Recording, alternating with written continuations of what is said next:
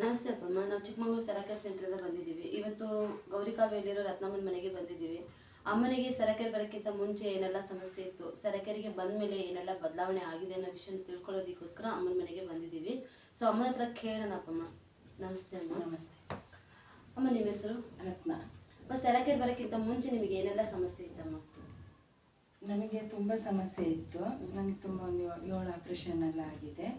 Back pain ಇತ್ತು, ಮಂಡಿ ನೋವಿತ್ತು, ತಲೆನೋವು, ತುಂಬ ತಲೆನೋವಿತ್ತು. ತಲೆನೋವು ಬಂದರೆ ನನಗೆ ತಡ್ಕೊಳ್ಳೋಕ್ಕೆ ಆಗ್ತಾ ಇರಲಿಲ್ಲ.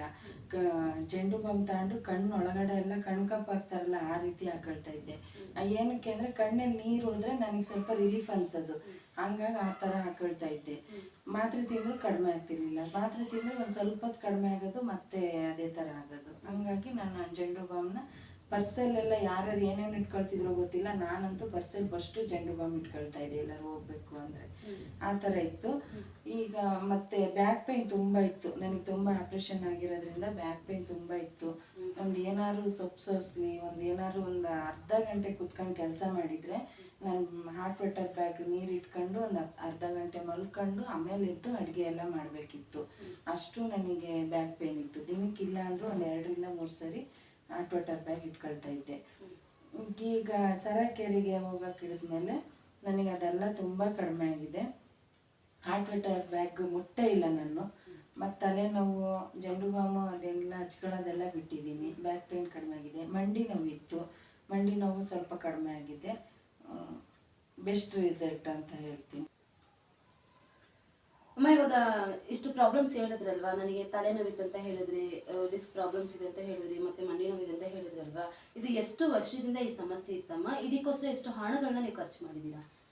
ಇದು ಹೊಟ್ಟೆ ನೋವು ನನಗೆ ತುಂಬ ವರ್ಷದಿಂದ ಇತ್ತು. ಹೊಟ್ಟೆ ನೋವು ಬಂದಾಗೆಲ್ಲ ಏನಾದ್ರು ಪ್ರಾಬ್ಲಮ್ ಇರೋದು, ಆಪ್ರೇಷನ್ ಆಗಬೇಕು ಅನ್ನೋದು, ಆಪ್ರೇಷನ್ ಮಾಡಿಸೋದು, ಇದೇ ಥರ ಪ್ರಾಬ್ಲಮ್ ಇತ್ತು. ನನಗೆ ತುಂಬ ವರ್ಷದಿಂದ ಇತ್ತು. ಈಗೇನಂದರೆ ತುಂಬ ಅಂದರೆ ಒಂದು 5-6 ಲಕ್ಷದ ಮೇಲೆ ಖರ್ಚು ಮಾಡಿದ್ದೀವಿ. ಒಂದೊಂದು ಆಪ್ರೇಷನಿಗೆ 1 ಲಕ್ಷ, 1.5 ಲಕ್ಷ ಈ ಥರ ಎಲ್ಲ ಖರ್ಚು ಮಾಡಿದ್ದೀವಿ. 5 ಲಕ್ಷಕ್ಕೂ ಜಾಸ್ತಿನೇ ಆಗಿದೆ. ತುಂಬ ಮೆಡಿಷನ್ ತಿಂತಾ ಇದ್ದೆ. ದಿನಕ್ಕೆ ಒಂದು 10 ರಿಂದ 12 ಮಾತ್ರೆ ಎಲ್ಲ ತಿನ್ನಬೇಕಿತ್ತು. ಬ್ಯಾಕಿಗೆ ಯಾರ್ಯಾರು ಏನೇನು ಹೇಳ್ತಾರೆ ಎಲ್ಲ ಥರದ್ದು ಕ್ರೀಮ್ಗಳು, ಜೆಲ್ಲು, ಆಯಿಂಟ್ಮೆಂಟು ಎಲ್ಲ ತಗೊಂಡು ಹಚ್ಕೊಳ್ತಾ ಇದ್ದೆ. ಸರಕೇರಿಗೆ ಬರೋಕೆ ಹಿಡಿದ್ಮೇಲೆ ದುಡ್ಡಿಂದು ಸಮಸ್ಯೆ ಸ್ವಲ್ಪ ಕಡಿಮೆ ಆಗಿದೆ. ನನಗೆ ಮೆಡಿಷನ್ ತಿನ್ನೋದು ಕಡಿಮೆ ಮಾಡಿದ್ದೀನಿ. ಇವಾಗ ಥೈರಾಯ್ಡಿಂದು, BP-ದು 2 ಟ್ಯಾಬ್ಲೆಟ್ ತಾಳ್ತಾ ಇರೋದು. ಮುಂಚೆ ನೋಡಿ ಇಷ್ಟು ಟ್ಯಾಬ್ಲೆಟ್ ನಾನು ತಿಂತಾ ಇದ್ದೆ. ಇದೆಲ್ಲ ನಾನು ತಿಂತಾ ಇದ್ದಿದ್ದು ಟ್ಯಾಬ್ಲೆಟು. 1 ಬಾಕ್ಸ್ ಫುಲ್ ಆದಮೇಲೆ ಇನ್ನೊಂದು ಬಾಕ್ಸ್ ತಗೊಳ್ಳೋದು, ಆ ಬಾಕ್ಸ್ ಫುಲ್ ಆದಮೇಲೆ ಇನ್ನೊಂದು ಬಾಕ್ಸ್ ತಗೊಳ್ಳೋದು. ನೋಡಿ ಇದೆಲ್ಲ ನನ್ನ ಮೆಡಿಷನ್ ಬಾಕ್ಸ್ಗಳು. ಇದೆಲ್ಲ ಬಿಟ್ಟಿದ್ದೀನಿ. ಇವಾಗ ಥೈರಾಯ್ಡಿಂದು, BP-ದು 2 ರೆಗ್ಯುಲರಾಗಿ ತಗೊಳ್ತಾ ಇದ್ದೀನಿ ಟ್ಯಾಬ್ಲೆಟ್. ಇದೆಲ್ಲ ಬ್ಯಾಕಿಗೆ ಹಚ್ಕೊಳ್ಳೋದು ನಾನು. ಇದೆಲ್ಲ ನನ್ನ ಮೆಡಿಷನ್ ಬಾಕ್ಸ್ಗಳು. ಇಷ್ಟು ಮೆಡಿಸಿನ್ಗಳನ್ನ ಮೆಡಿಷನ್ ತಗೊಳ್ತಾ ಇದೆ. ಸರಿ ಅಮ್ಮ, ಇವಾಗ ನಿಮಗೆ ಸರಕೇರಿಗೆ ಯಾರು ಹೇಳಿದ್ರಮ್ಮ ನಿಮಗೆ ಸರಕೇರಿ ಬಗ್ಗೆ? ನನಗೆ ನನ್ನ ಫ್ರೆಂಡ್ ಒಬ್ರು ಹೇಳಿದ್ರು, ಈ ಥರ ಆಗಿದೆ ಸರಕೇರ್ ಅಂತೇಳಿ, ನಿನಗೆ ತುಂಬ ಪ್ರಾಬ್ಲಮ್ ಇದೆಯಲ್ಲ, ಅಲ್ಲಿಗೆ ಹೋಗು ಸರಿ ಆಗ್ಬೋದು ಅಂತ ಅಂದರು. ಅವರು ಹೋಗಿರಲಿಲ್ಲ. ಅವ್ರಿಗೆ ಯಾರೋ ಹೇಳಿದ್ರಿಂದ ನನ್ನನ್ನು ಜೊತೆ ಮಾಡ್ಕೊಂಡು ಇಬ್ಬರು ಒಟ್ಟಿಗೆ ಹೋದೋ. ಒಳ್ಳೇದು ಅನಿಸ್ತಾ ಇದೆ ನನಗೆ. ಎಷ್ಟು ತಿಂಗಳು ನೀವು ಸರಕೇರಿಗೆ ಹೋಗಿದ್ರಿ? ನಾನೊಂದು 3 ತಿಂಗಳು ಹೋಗಿದ್ದೆ ಅಷ್ಟೇ ಸರಕೇರಿಗೆ. 3 ತಿಂಗಳಿಗೆ ಹೋಗಿದ್ದೆ. 3 ತಿಂಗಳು. ಸೊ ಇವಾಗ ಸರಕೇರಿಗೆ ಹೋದ್ಮೇಲೆ ಏನೆಲ್ಲ ಪ್ರಾಬ್ಲಮ್ಸ್ ಬದಲಾವಣೆ ಆಯ್ತಮ್ಮ? ನನಗೆ ಅದೇ ಬ್ಯಾಕ್ ಪೇನ್ ಕಡಿಮೆ ಆಯಿತು. ನನ್ನ ಬ್ಯಾಕಿಗೆ ಹಾಟ್ ವಾಟರ್ ಬ್ಯಾಗ್ ಏನು ಇಟ್ಕೊಳ್ತಾ ಇಲ್ಲ. ತಲೆನೋವು ಕಡಿಮೆ ಆಯಿತು. ಜೆಂಡು ಬಾಂಬ್ ಮುಟ್ತಾ ಇಲ್ಲ. ಮಂಡಿ ನೋವು ಸ್ವಲ್ಪ ಪರವಾಗಿರಲಿಲ್ಲ. ಮೆಟ್ಲೆಲ್ಲ ಹತ್ತಕ್ಕೆ ಆಗ್ತಾ ಇರಲಿಲ್ಲ ನನಗೆ.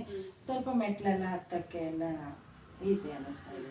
ಅಮ್ಮ, ಇವಾಗ ರೆಗ್ಯುಲರ್ ನೀವು ಸರಕೇರಿಗೆ ಬರ್ಬೋದಾಗಿತ್ತಲ್ವಾ? ಏನಕ್ಕೋಸ್ಕರ ಪ್ರಾಡಕ್ಟ್ನ ಮನೆಗೆ ಬೈ ಮಾಡ್ಕೊಂಡ್ರಿ?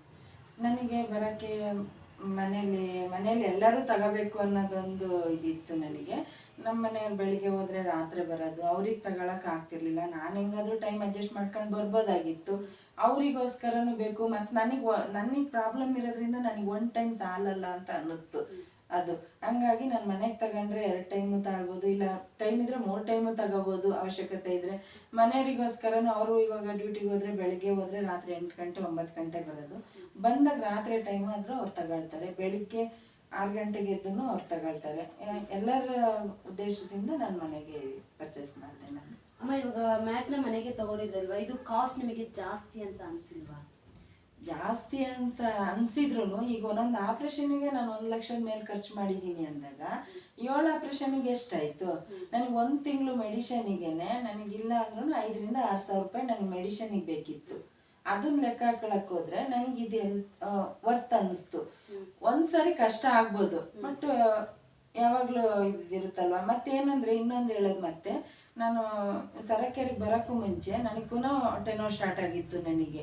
ಅವಾಗ ಹೋಗಿ ಸ್ಕ್ಯಾನಿಂಗ್ ಎಲ್ಲ ಮಾಡಿಸಿದಾಗ ಪುನಃ ಏನೋ ಹೊಟ್ಟೆಲೇನೋ ಗುಳ್ಳೆ ಥರ ಇದೆ ಅಂದ್ಬಿಟ್ಟು ಡಾಕ್ಟ್ರೇ ಬೇಜಾರು ಮಾಡ್ಕೊಂಡ್ರು. ಏನಮ್ಮ ನಿಂದ ಹಣೆ ಬರ, ಇಷ್ಟು ಆಪ್ರೇಷನ್ ಆಗಿದೆ, ಪುನಃ ಏನು ನಿನ್ನ ಸಮಸ್ಯೆ, ಎಲ್ಲಿ ಕುಯ್ಯೋಣ ಹೇಳು ನಿನಗೆ ಹೊಟ್ಟೆಲಿ ಅಂತ ಹೇಳಿದರು ನನಗೆ. ನನಗೆ ಮನೆಗೆ ಬಂದ್ಬಿಟ್ಟು ನನಗೆ ಜೀವನನೇ ಬೇಡ ಅನ್ನಿಸ್ಬಿಟ್ಟಿತ್ತು ನನಗೆ. ಅಷ್ಟು ಹತ್ಬಿಟ್ಟೆ ನಾನು. ಆಮೇಲೆ ಇದಕ್ಕೆ ಹೋಗಕ್ಕೆ ಹಿಡಿದ್ಮೇಲೆ ಈಗ ಒಂದು ತಿಂಗಳಲ್ಲಿ ಸ್ಕ್ಯಾನಿಂಗ್ ಮಾಡಿಸ್ಕೊ ಬಂದೆ. ಅದು ಗುಳ್ಳೆ ಏನು ಇಲ್ಲ ಅಂದರು. ನನಗೆ ತುಂಬ ಖುಷಿ ಆಯಿತು. ನನಗೆ ದೇವ್ರು ಕೊಟ್ಟಿದ್ದು ವರ ಅಂತ ಅನ್ಬೋದ ಏನೋ ಗೊತ್ತಿಲ್ಲ ನನಗೆ. ಇದರಿಂದನೇ ನನಗೆ ಕ್ಲಿಯರ್ ಆಯಿತು ಅನ್ನೋದು ನನಗೆ ತುಂಬ ನಂಬಿಕೆ ಇದೆ ನನಗೆ. ಓಕೆ, ಇವಾಗ ತುಂಬ ಜನ ಅಪ್ಪ ಅಮ್ಮರು ಈ ವಿಡಿಯೋನ ನೋಡ್ತಾ ಇದ್ದಾರೆ, ಅವರಿಗೆಲ್ಲ ಏನು ಹೇಳಕ್ಕೆ ಇಷ್ಟಪಡ್ತಿದ್ದೀರಾ? ಸಮಸ್ಯೆ ಯಾರಿಗಿರಲ್ಲ, ಪ್ರತಿಯೊಬ್ಬರಿಗೂ ಇರುತ್ತೆ. ಇದರಿಂದ ಅವಶ್ಯಕತೆ ಇದೆ ಎಲ್ಲ. ಈಗ ಮನೇಲಿ ಕೆಲವರು ಅತ್ತೆ ಮಾವಂದಿರಿರ್ತಾರೆ, ತಾಯಿ ತಂದೆದಿರಿರ್ತಾರೆ, ನಮಗೆ ಅವ್ರು ಸೇವೆ ಮಾಡಿರ್ತಾರೆ. ಅವ್ರಿಗೆ ನಾವು ಯಾವ ರೀತಿನೂ ಸೇವೆ ಮಾಡೋಕೆ ಆಗದೆ ಇರ್ಬೋದು. ಅವ್ರಿಗೆಲ್ಲ ಅವಶ್ಯಕತೆ ಇರುತ್ತೆ, ತಗೊಳ್ಳಿ ಮನೆಗೆ. ಈಗ ತಾಯಿದಿರು ನಮ್ಮನ್ನ ಎತ್ತಾಡಿಸ್ಬೋದು, ಇಲ್ಲ ಎಲ್ಲ ಥರದ್ದು. ಈಗ ಹಶ್ವಾದ್ರೆ ತಿನ್ನಿಸ್ಬೋದು, ನೋವಿದ್ರೆ ನಮಗೆ ಆಯಿಂಟ್ಮೆಂಟ್ ಹಚ್ಕೋಬೋದು, ಎಲ್ಲ ಮಾಡ್ಬೋದು. ನಾವು ಅವ್ರಿಗೆ ಏನು ಮಾಡೋಕ್ಕಾಗದೆ ಇರ್ಬೋದು. ಇಲ್ಲ ಡ್ಯೂಟಿಗೆ ಹೋಗೋರು ಇರ್ತಾರೆ, ಇಲ್ಲ ಕೆಲವರು ಅತ್ತೆದಿರನ್ನ ಹೊಂದ್ಕೊಳ್ಳಲ್ವಲ್ಲ ಅಂಥವ್ರು ಇರ್ತಾರೆ. ಅಂಥವ್ರಿಗೆಲ್ಲ ಅವಶ್ಯಕತೆ ಆಗುತ್ತೆ. ಇದು ತಗೊಳ್ಳಿ, ಕಷ್ಟಪಟ್ಟು ತಗೊಳ್ಳಿ. ದುಡ್ಡು ಇಲ್ಲದೆ ಇರೋರು ಇರ್ತಾರೆ, ಇರೋರು ಇರ್ತಾರೆ, ಎಲ್ಲರಿಗೂ ಯೂಸ್ ಆಗುತ್ತೆ. ಈಗ ನಾವು ತಗೋಬೇಕಾದ್ರೂ ನನ್ನ ಹತ್ರ ಏನು ದುಡ್ಡು ಇರಲಿಲ್ಲ, ನನಗೆ ಅವಶ್ಯಕತೆ ಇತ್ತು. ನಾನು ಗೋಲ್ಡ್ ಇಟ್ಬಿಟ್ಟು ತಗೊಂಡಿದ್ದೀನಿ. ನಾನು ಗೋಲ್ಡ್ ಇವತ್ತೆಲ್ಲ ನಾಳೆ ಮಾಡಿಸ್ಕೋಬೋದು, ಬಿಡಿಸ್ಕೋಬೋದು. ಆದರೆ ಇದು ಇವಾಗ ನನಗೆ ಡೈಲಿ ಯೂಸ್ ಆಗುತ್ತೆ. ಗೋಲ್ಡ್ ಏನು ಯಾವತ್ತೋ ಒಂದು ದಿವಸ ಫಂಕ್ಷನಿಗೆ ಹಾಕೊಂಡು ಹೋಗ್ಬೋದು, ಅದಿಲ್ಲ ಅಂದ್ರೂ ನಡೆಯುತ್ತೆ. ನಾವು ಆರ್ಟಿಫಿಷಿಯಲ್ ಹಾಕೊಂಡೋದ್ರು ಯಾರೂ ಕೇಳಲ್ಲ. ಆರೋಗ್ಯ ಮುಖ್ಯ ಅಂತೇಳಿ ತಗೊಂಡಿದ್ದೀನಿ. ನಾನು ಚೆನ್ನಾಗಿದ್ರೆ ನಾನು ಯಾವತ್ತಾದ್ರೂ ಗೋಲ್ಡ್ ತಗೋಬೋದು. ಆ ರೀತಿ ಹೇಳ್ತೀನಿ ಎಲ್ಲರಿಗೂ.